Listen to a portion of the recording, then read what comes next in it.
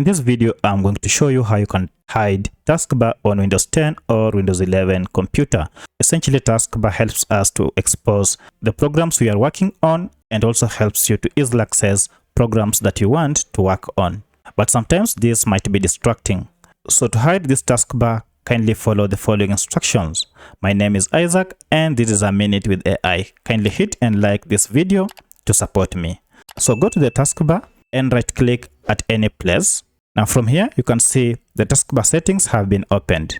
Now go to the last option, which is Taskbar settings, and click on it to open. Now we have an option here called automatically hide the Taskbar in desktop mode. If we toggle this on, you can see the Taskbar has disappeared and now our Windows has no Taskbar. Now to make sure that this function is working well, hover over the end or over the Taskbar and this should expose it. And if you move the cursor away, it should hide it.